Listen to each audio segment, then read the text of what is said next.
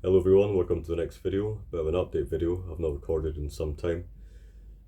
Today's video is going to be about enchantment, the experience or the phenomenon of enchantment. Um, Specifically how that relates to my thesis, because the phenomenon of enchantment does seem to be more and more related than in fact, as it stands, my thesis will be on enchantment in relation to two authors. So it's changed quite a bit. But before we begin, just a little bit of a preface. I am aware that this is, again, I don't really want to sound too self-indulgent. This is just a master's thesis, and it's just really getting my thoughts across. And I think I would be talking about enchantment anyway, so it just happens to be related to my thesis. So a couple of months ago, I remember sitting at Tame Church, and I remember sitting thinking about what I'm going to be doing for my thesis. Some of you may remember that video. It was obviously far too much. It was related to space and place and um, fantasy's use for increasing well-being and things like this, engaging with contemplative characters and how that might be able to help us retain the beautiful in the real world and things like this. So it's very, very broad, and I was going to use a variety of different authors and techniques and whatnot. So after that very broad discussion, it then became what I called fantasy and the carceral imagination. The whole idea of my second phase of the project was um, essentially modernity restricts, in my opinion, modernity restricts access to nature and culture, so that one's experience is similar to being in a prison. There's a it's restrictive. There's a sense of being denied the experience or feeling of worldliness. Um, I'm thinking of the built environment in particular, architecture of steel and faceless glass towers, um, advertisements, things like this. And so it became all about prisons. The main overarching image of my thesis was prisons. And so I wanted to use um, books that spoke to that. And so for prisons, I wanted to use books, I wanted to make a close analysis of books that share that sort of theme. So Piranesi, Gormenghast especially. But I also wanted to use texts that looked toward the other side, thresholds in particular. So I would use everything from Grabinski's The Area to Mythago Wood especially. Um, Things like this. It was very, very broad. I was going to be using a variety of texts, but one of the things that I wanted to steer clear of was, again, fantasy and weird fiction is technical. People know it as the literature of subversion. And for me, it's a bit of a tricky thing because I do appreciate aspects of tradition and hierarchy and being sort of rooted in a sense of place and identity. And I'm not really a fan of I'm a fan of some aspects of postmodernism, but overall I don't really like that sort of thing, the kind of deconstruction of meaning and things like this. So what I wanted to say was that fiction can help us look, fantasy fiction that is, and weird fiction can help us look towards um, other realities. They can help us look out beyond artificial structures are ultimately meaningless in order to escape into meaning. That's essentially what I wanted to say. And then, as some of you might be aware, I felt that my second phase, the carceral imagination phase, was, although I did like the idea, I liked the framework that I'd constructed, I just felt like it was taking on far too much. So I opened up a book by Lord Dunsany, In the Land of Time and Other Fantasy Tales, and I was instantly struck by it. I believe I read Prayer of the Flowers, I think it was, short prose poem, and I thought actually I should probably be doing something on Dunsany, that is. I never know how to pronounce it. It's I used to say Dunsany, but I think it is actually Dunsany. I double checked, and yeah, it's Dunsany, I think. Um, so I decided to focus on Dunsany.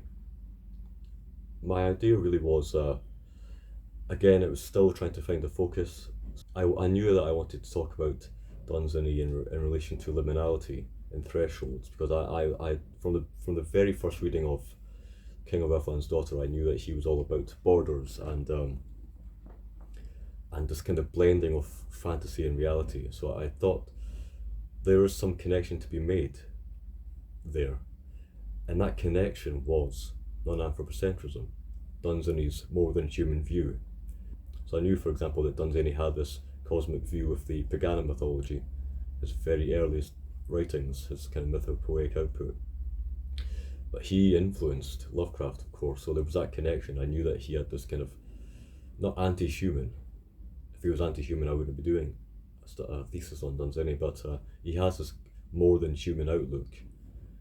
And that was actually confirmed after I started reading. There was an entire chapter called The Non-Human Perspective in S.C. Joshi's book, Creator of Gods and Men. But so that's really where it all began, Dunsany and liminality and non-anthropocentrism, and I believe you could sort of link those two, liminality and non-anthropocentrism, and that all kind of coheres with the motif of the border or the borderland, how it kind of delimits and makes you aware of your own identity and things like this. So as I say, I mentioned Patrick Curry's book Wonder in Modern Life earlier on in the video, and I'd always known that I wanted to use it. It was just a single source, however.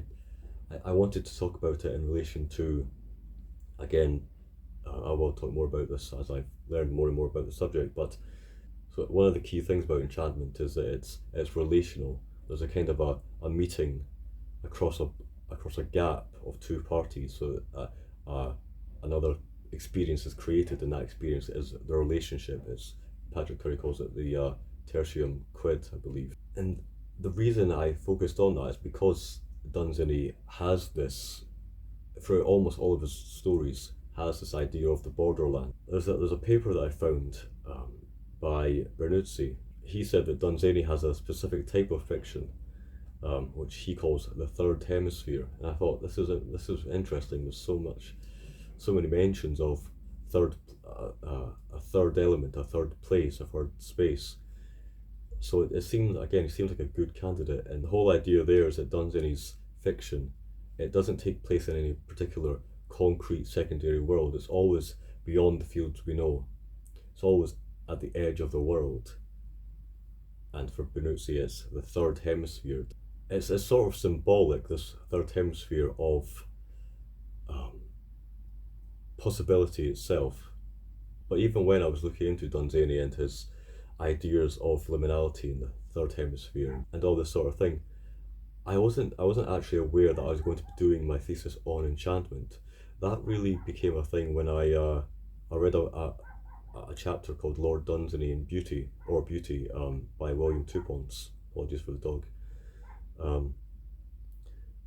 And that made a link between Dunsany and nature and his approach to art, but also it uses the theme of modernity, specifically the disenchantment narrative of Theodore Adorno and Max Horkheimer.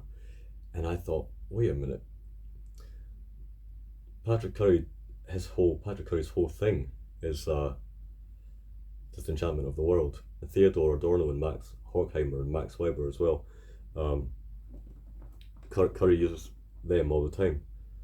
So I thought, Dunsany really is I believe he's a really good candidate for someone that approaches, he has a sense of enchantment. So I thought I must do a thesis on Dunsany and enchantment. So before I go any further, I realise I should probably encapsulate, try and give a broad overview of what enchantment is. So I think a good way of describing this would just be to read an excellent summary by Patrick Curry. I shall first maintain that enchantment, considered anthropologically as a human experience, can be characterised in terms of some relatively stable attributes: wonder or existential wonder, concrete magic, which I'll speak about later on, non-anthropocentric animism, embodiment and embeddedness, a relational ontology, and unbiddability or wildness. Second, I shall argue that these entail a radical inconsistency with some of the dominant principles correctly characterised as modernist or enlightenment. Notoriously, such principles are implicitly and often explicitly hostile to or dismissive of enchantment. So there's a lot to get into there, of course. It's it sounds like a vague concept, but there are, at least in Patrick Curry's framework, there are specific attributes such that you can talk about enchantment in the wrong way, in a sense. For example, I'll just give a quick example. You might say that religion is enchanting, and in some senses it is, in the sense of devoting oneself to, with care and attention to a religious practice. But one of the key things about enchantment is that it's fundamentally opposed to any kind of schema or program.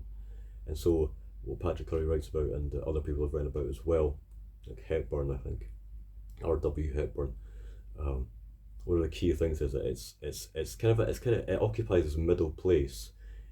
On one side is scientific naturalism, and on the other side is fundamentalist religion. Enchantment is in the middle place because it doesn't have, at least in Patrick Curry's terms, it doesn't have any allegiance to either of the two of them. Because scientific naturalism, as we'll get onto later on, it has this idea of rational mastery of nature. It has this idea of that everything can be mastered by calculation or known through calculation, such that it devalues the world. It devalues your own subjective experience of things. So in a sense, it is actually quite postmodern. And on the other hand, on the other side is religious fundamentalism, which of course some people do argue that God grants or facilitates a sense of enchantment, but highly restrictive and dogmatic religion, as you can probably imagine where I'm going with this, does take away from experiences of enchantment. And so Patrick Curry, he talks about enchantment being kind of animistic in a sense. It's non-anthropocentric animism, where it's just it's you and another place, another object, or rather another entity. Another key aspect of enchantment is this idea of Max Weber's concrete magic. And I don't believe I talked about this very well in my original video on Patrick Curry's book. In fact, some things I said in that just didn't seem to get across what enchantment really was. So what concrete magic is, this strange term, it's concrete in the sense that it's wonder at a particular thing and a respect and love for it. But it's also, so it's a particular entity, which is the concrete part, and magic. The magic part is that it's still mysterious and ineffable and unexplainable. It is a difficult thing because I believe I've had the experience of enchantment, but I would also sometimes tend to say that it's also related to sense of awe and the sublime, but it's something different which I've not studied as much yet, but I know that sublimity is different from enchantment. And another thing there in that summary was embeddedness, which is really, it means to say that it's ecological. It's we're fundamentally relational beings. We're not we are in this world. We are in we know ourselves from a relation to others. So perhaps you can see why this might relate to fantasy literature. It's there's a sense of love and respect for the other, respect for nature, kind of an ecological embeddedness, a sense of worldliness, of being in the world, which fantasy can achieve, can facilitate. There is, however, an issue in that some of the things I've read suggest that fantasy can, enchantment can be, it is synonymous with enchantment, but enchantment is it's still, even though it has relatively stable attributes, it's still a vague concept. It's still it works for anything really. You can be enchanted by a song, you can be enchanted by a piece of art, you can be enchanted by anything really. It's not the weird, it's not the uncanny, it's not the sublime, and Patrick Curry talks about this. And so I did have a bit of hesitance about doing a thesis on it, but so that brings me to really where my thesis is at the moment. I am going to be focusing on not just Dunsany but also Tolkien as well. For Patrick Curry, at least, Tolkien was a master of enchantment in the sense that's kind of a contradiction in terms there, but he Tolkien, that is, he was he knew the fundamental principles of enchantment in the sense of when we think of the Fellowship going into Lothlorien, that is a fundamentally enchanting moment. They are enchanted by Lothlorien. There is also the sense of the very function of the fairy story itself, and the creation of a cohesive secondary world. I won't go into so much here, but that in itself emulates the actual experience or feeling of enchantment in the real world as well. So Tolkien, so there's this element of Tolkien that I will be talking about as well. And my whole idea then is essentially to try and show that Dunsany is on par, I think, with Tolkien's enchantment, his keenness for enchantment. So it's kind of enchantment is linking these two authors together. And so what I'll be doing is I'll be looking at a range of Dunsany's short stories and prose poems, but also one novel of choice, which will be The King of Elfland's Daughter. Of course, there are other novels as well by Dunsany, but I've not really read them. I know about them, but I've not read them. So it's an interesting thing. There are several issues that relate to Dunsany and enchantment. And again, I'll preface this by saying that enchantment, it happens to characters in books. You can be enchanted while reading a book as well. You can be enchanted by, of course, things in the real world, primarily. So, an issue with Dunsany, at least in terms of enchantment, when you're reading his fiction, is that he often takes a kind of an ironic mode. And one of the things that Curry says, at least, is I guess you can kind of consider it to be another word for immersion. Dunsany is quite ironic at times. He's quite metafictional, so it's not enchanting in that sense. A lot of his later stories are very much kind of a wink and a nod. You can't really get invested in the stories in the sense that you can with a fully cohesive secondary world narrative like the Lord of the Rings trilogy. So that's definitely a thing that I'll have to mention. But I'm going to be talking about a variety of things. Dunsany's actual approach to art, not just in his stories, but how he approached art as well, which I believe it facilitates enchantment. Early episodes in his life, I believe there's a great, there's a really nice episode where he's looking in his garden and he sees a hare. It seems to be a perfect moment of enchantment there. I think I'll actually open the thesis with that. Dunsany's stories like The Beggars, for example, I would say that the characters in that short story exhibit some of the attributes of enchantment, in the sense that they value the other, the lamppost, the road. When he says the field shall come again, there's no kind of a utilitarian, hyper-rational mastery of nature or anything like that. The beggars take nature and any object for what it is. That's kind of it points to enchantment, at least. So one of the things I've actually neglected to talk about is the difference then between magic and enchantment. They might sound interchangeable, they might sound similar, synonymous, but at least in Curry's terms, and other authors as well, I can't quite remember the name. It might have been alluded to in Max Weber, I think, but either way, magic is synonymous with will. It's the domineering quality, the idea of everything again being mastered by calculation. It's things like advertisements, it's techno-science, commodity capitalism, this sort of thing. Whereas enchantment is, again, it's this wild, separate, unbiddable quality. It's this feeling of being at one with something, taking it for what it is, and it's not instrumental. That's the point. It's not instrumental. So it is fundamentally ecocentric. It's fundamentally non-anthropocentric as well. So that brings me on to another quick example of what I think is kind of Dunsany's keenness for enchantment. His prose poem, the How the Enemy Came to Thunrana, about a cult of wizards that all reside in this dark tower that dominates the land. And this one man enters the sanctum and kind of dispels their power by a laugh, simple laugh.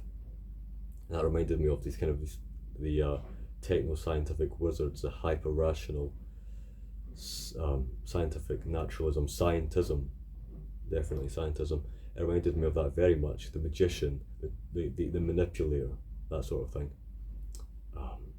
dominating the land itself for its own purposes. It's another great example. I mean, that's just one short prose poem, about 2 pages long, or not even that. But there's a lot to get into. The King of Evelyn's Daughter, many different aspects of enchantment there, of course. So there really is quite a lot to say, and I kind of only really scratched the surface. I think it is still early days, and I'm sure a lot will change, but it's getting there. I think I'm fairly happy with, despite the fact I do have some hesitancies about describing fantasy and enchantment together. I do think there's something to be said there, even just on the very surface level of trying to reclaim Dunsany from the kind of the more pessimistic Lovecraftian and weird fiction side to the more broadly more optimistic enchanted side of Tolkien and those types of writers. I'll leave it there for now. Hopefully you enjoyed that video, everyone.